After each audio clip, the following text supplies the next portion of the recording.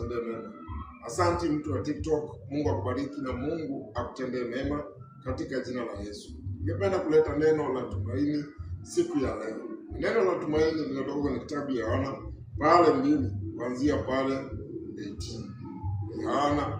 Yohana kwa pale 2 kuanzia pale 18. Hii ni maneno yenye Yesu aliongea. Na alisema, basi Wayahudi wakajibu wakamwambia, ni ishara gani utuonyeshe kwamba unafanya? Yesu akajibu akamwambia, livunjeni hili hekalu, nami katika siku 3 nitalisimamisha. Biblia inasema ya kwamba huyu ni Yesu alikuwa anaongea. Na Yesu akasema ya kwamba kanisa ambayo ilijengwa miaka 46. Yesu akasema hiyo ni kanisa ambayo inaweza ijenga hata na siku 3. Na Yesu alikuwa anazungumzia kuhusu kifo chake, vile atakavyokufa na baada ya siku ya 3 ataweza kufufuka. Watu wengi siku hizi wako katika kanisa, lakini wako katika kanisa ambalo ni jengo, si kanisa ambalo ni la kweli. Yesu alikuwa anazungumzia kuhusu kanisa ambalo ni la kweli. Na hiyo ndio mafundisho ambayo ninaendelea bado kuhubiri kuhusu kanisa la kweli. Kanisa la kweli si jengo, si mawe. Kwingine Mungu anasema, ni nyumba gani mtanitengenezea ndio niweze kutoshea? Hakuna nyumba yoyote ambayo mnaweza tengeneza Mungu atoshee. Hii ni jengo ya mahali ambapo huwa tunakutania. Lakini usisahau kuna maneno Yesu alisema, kuna ngano na magugu. Kanisa la kweli ni ngano. Kanisa la uongo ni magugu. Magugu ni mtu ambaye ni mtu wa dhambi, ambaye hataki kuambiwa ukweli. Ninaomba siku ya leo tuondokeni kwa jengo, tuingie kwa kanisa la kweli. Na hii ndio maneno ambayo ukisoma John 3, Nikodema alienda kwa Yesu usiku na akaambia Yesu, nifanye nini niweze kuingia kanisa la kweli? Yaani kwa ufupi, nifanye nini nipate uzima wa milele? Yesu akamwambia, ni lazima uzaliwe mara ya pili. Iliyozaliwa na mwili ni mwili, iliyozaliwa na kiroho ni kiroho. Nikodema akauliza Yesu, mtu kama mimi mzee, niko na nywele ya white na niko mpaka na watoto mpaka vichukuu, itakuwa aje? Akaambia lazima uzaliwe mara ya pili. Ninaomba siku ya leo mutoke katika jengo, muingie kwa kanisa la kweli ambalo ni la Yesu, katika jina la Yesu. Unaona, mtu jina lake limeandikwa kwenye kitabu ya kanisa, ni ukweli, hata anafurahia, hata pastor anamjua, hata bishop anamjua, lakini ukweli ni kwamba jina lake haliko kwa kanisa la kweli kwenye kitabu cha uzima wa milele. Na hayo maneno yote Yesu alizungumzia maneno kama hayo. Ukisoma Biblia pia kwa mstari mwingine kwenye kitabu ya Mathayo, ukisoma Mathayo 16 kuanzia Mathayo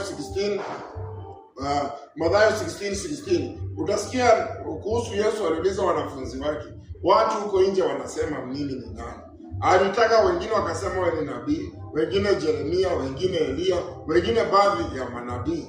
Lakini ukweli ni kwamba walikuwa wanafunzi na walikuwa wamekaa na Yesu siku nyingi. Lakini hata kama walikuwa wamekaa na Yesu hawakuwa wanajua. Biblia inasema Yesu akawauliza, na nyinyi mnasema namna gani mimi ni nani? Biblia inasema vizuri, Roho Mtakatifu aliingia kwa Simioni Petero, na baadaye akasema wewe ni Yesu Kristo, mwana wa Mungu aliye hai. Na ndio baadaye Yesu akafurahi sana. Akamwambia, ukiendelea kusoma, Yesu akaambia Simioni Petero, ndani yako nitalijenga kanisa na milango ya kuzimu haitalitikisha. Nasema ndani yako nitalijenga kanisa. Si mambo na jengo, ni mambo na moyo. Kwingine Biblia inasema ya kwamba Yesu ako mlangoni. Ukimsikia ataingia ndani yako, aingie ndani ya moyo wako. Naomba siku ya leo tutoke kwa jengo, tuingie kwa kanisa la kweli. Hadi kama kwa kanisa mtu anaweza ibiwa simu, kama kwa kanisa mtu anaweza ibiwa kitu fulani, ni kumaanisha hawa watu bado hawajaingia kwa kanisa la kweli. Ni ombi langu ya kwamba siku ya leo, kwa hii neno ambalo ni la tumaini, kwa huu wakati wa Pasaka, ingia kwa kanisa ambalo ni la kweli. Na kanisa la kweli bado inapatikana John 3:16. Kwa maana jinsi hii Mungu aliupenda ulimwengu akamtoa mwanawe wa pekee, ili atakaye muamini asipotee bali awe na uzima wa milele. Ingieni watu wa TikTok, watu wa Facebook, watu wa YouTube, watu wote ambao wananifuatilia, ingia kwa kanisa la kweli. Na kanisa la kweli tumekubaliana siku ya leo sio jengo, bali ni Roho Mtakatifu. Kuna maneno yenye Yesu alisema tu hapo kwenye kitabu ya Mathayo 16. Ukiendelea kusema 16:18 utasikia Yesu anaambia Petero ya kwamba kwa sababu umeingia kwa kanisa la kweli, ambalo ni la Roho Mtakatifu. Yesu anaambia Petro, ndani yako nitalijenga kanisa na milango ya kuzimu haitatingizisha. Na kutangazia leo, milango yote ya kuzimu haitatingizisha maisha yako. Wewe ambaye uko kwa kanisa la kweli ambalo limejaa Roho Mtakatifu, katika jina la Yesu. Na kutangazia, Mungu akubariki, Mungu akutendee mema katika jina la Yesu. Ninaomba Mungu akubariki, Mungu akutendee mema. Labda umenitazama kwa mahali pale, ungependa kusikia haya mahubiri. Haya ni baadhi ya mahubiri ambayo ninaendelea kuhubiri CFF hapa Imara Daima Lunch Hour. Na pia kama ungependa kujua sana, weka tu hapo CFF Imara Daima. Weka kwa Facebook CFF Imara Daima, ama jina kama hiyo yenye unaiona hapa, CFF Imara Daima. Utaona hii mahubiri, maana hapa ni TikTok, siwezi hubiri sana. Mungu akubariki na Mungu akutendee mema. Utoke kwa jengo, uingie kwa kanisa la kweli. Sema, Bwana Yesu, naja mbele zako, mimi mwenye dhambi. Siku ya leo nimesikia neno lako kuhusu kanisa la kweli. Nimeamua kumfuata Yesu Kristo. Yesu, vuta jina langu kwenye kitabu cha mauti, uandike jina langu kwenye kitabu cha uzima wa milele. Naomba Mungu akubariki, Mungu akutendee mema. Unaweza enda kanisa lililo karibu na wewe, kanisa la kweli.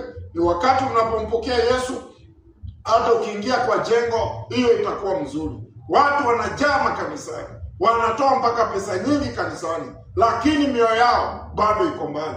Kuwa mwerevu kama Nikodema. Aliambia Yesu, nifanye nini nipate uzima wa milele? Mungu akubariki, na wewe ni mtu wa maana, na dunia mzima hakuna mtu kama wewe. Ingia kwa kanisa la kweli ambalo ni ya Roho Mtakatifu katika jina la Yesu. Mungu akubariki.